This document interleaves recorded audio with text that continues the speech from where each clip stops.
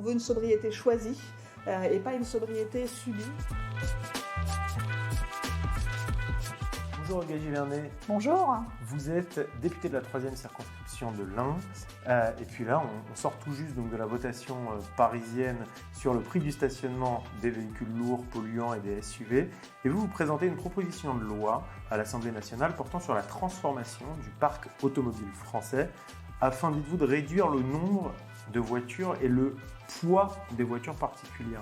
Alors, c'est quoi les grands axes de cette proposition ? Alors l'objectif, c'est vraiment de traiter la masse totale du parc véhicule en France.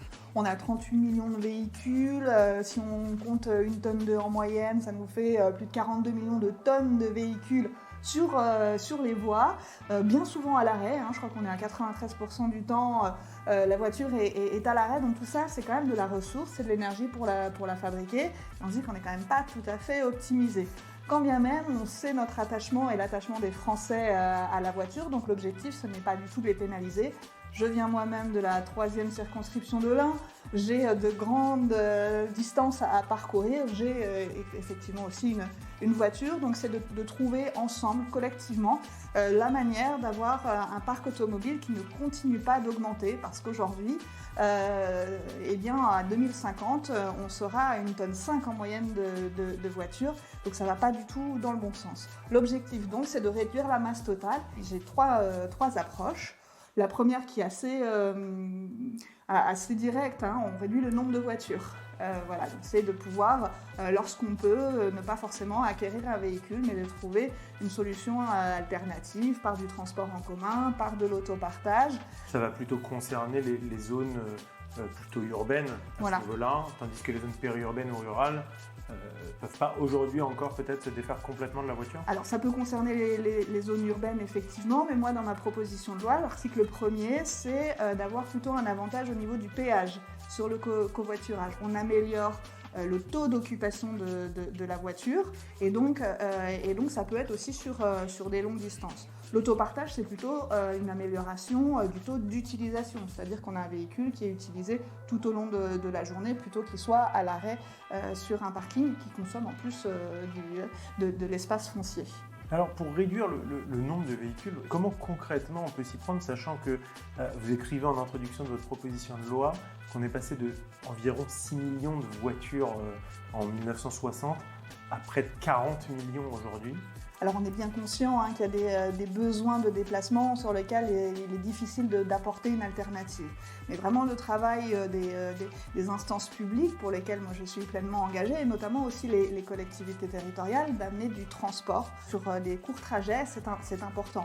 On sait que la plupart des trajets sont des courts trajets. Donc lorsqu'il y a une densification, une agglomération, il doit pouvoir y avoir cette possibilité-là, et de se poser 2 fois la question avant d'acquérir un deuxième véhicule dans le foyer par exemple. On peut comprendre qu'il y en ait besoin d'un parce que moi j'ai des enfants, je vois bien comment on a besoin de se déplacer, ou peut-être d'aller vers une autre solution alternative, on peut en parler tout à l'heure, qui est ma 3e solution, d'avoir des véhicules plus petits, les véhicules intermédiaires, les voiturettes comme on les appelle. Et donc vraiment se réinterroger sur le besoin. Moi j'ai travaillé beaucoup sur la question de la sobriété, on veut une sobriété choisie. Et pas une sobriété subie. On a, de manière assez conséquente, augmenté le poids moyen des véhicules. La mode a été ces dernières années plutôt au SUV.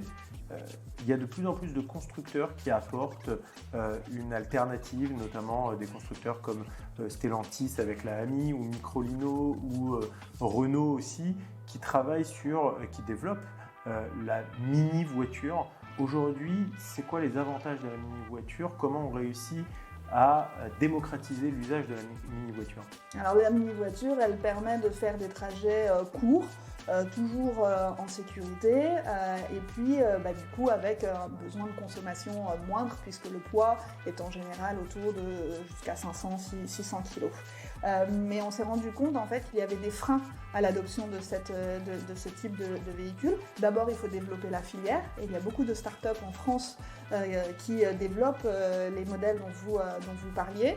Et puis, il faut se rendre compte aussi qu'il y a certaines voiturettes qui sont rapides, qui montent jusqu'à 90 km/h, mais qui ne peuvent pas accéder aux voies express, qui ne peuvent pas accéder aux autoroutes en France, alors que dans le reste des pays de l'Europe de l'Ouest, elles peuvent y accéder. C'est dommage parce qu'un 125 cm3, donc un 2 roues, a le droit de le faire. Et pourtant, il y a parfois des voiturettes qui vont plus vite que cela. Donc l'argument qu'on m'amène souvent, c'est la question de la sécurité.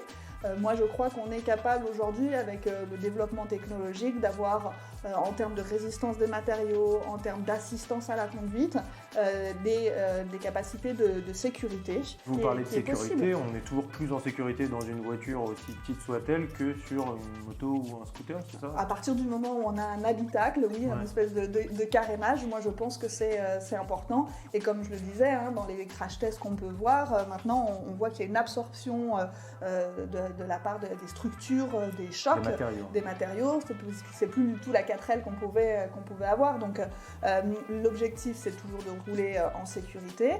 Il n'y a pas de vitesse minimum en fait sur l'autoroute, à part sur la voie de gauche. Mais sur la voie de droite, par contre, il y a une obligation de ne pas gêner le trafic. Donc on ne peut pas se permettre d'avoir des voitures qui sont des petites voitures qui sont limitées à 45 km/h. Mais quand on est déjà à 90 km/h, on est dans un trafic roulant important, sachant qu'en plus, on a quand même cette tendance à vouloir rouler moins vite sur les autoroutes. La question du passage à 110 km/h revient régulièrement et rien n'empêche les gens de rouler à 110 km/h pour moins consommer et être toujours en sécurité. C'est très clair. Qu'est-ce que vous pensez récemment de justement la votation à Paris sur le fait de faire payer plus le stationnement des voitures lourdes ou des SUV ? Alors c'est une approche qui va dans le même sens, mais qui me semble comme méthode un peu punitif.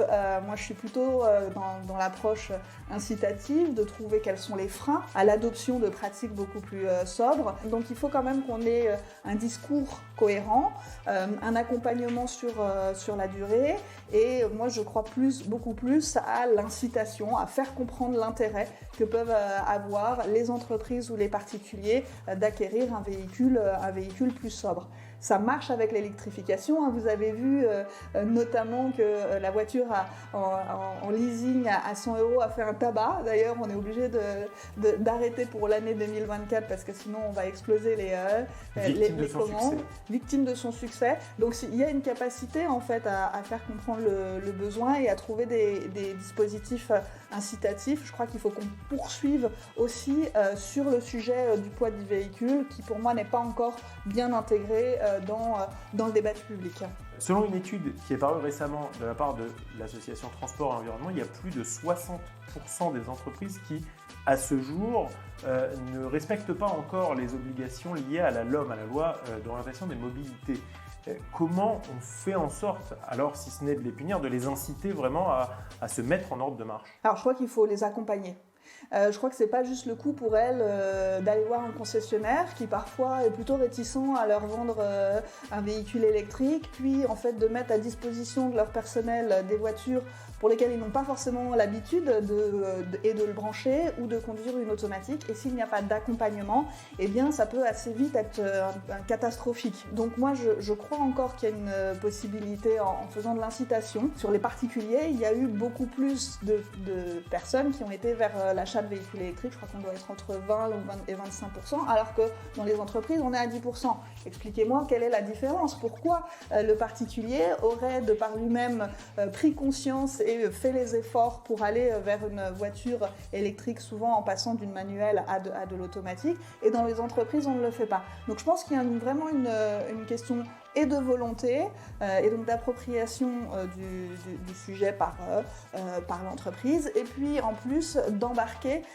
ensuite les employés pour l'utilisation de tels véhicules. Et je crois en levant ces freins, à l'utilisation. On peut aussi avoir des gens qui se disent finalement c'est pas si mal une électrique, c'est pas si mal un véhicule un peu plus léger, tiens pourquoi est-ce que moi je n'y passerais pas à titre personnel également. Et c'est là où on compte en fait vraiment sur les entreprises d'avoir une certaine impulsion et elles sont pas tout à fait au rendez-vous de cela.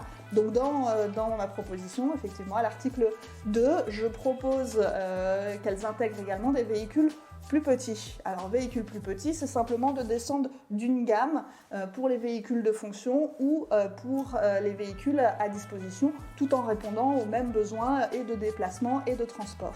Très clair, merci beaucoup Madame la députée, bon courage et puis bonne réussite pour cette proposition de loi. Merci à vous et merci de l'invitation.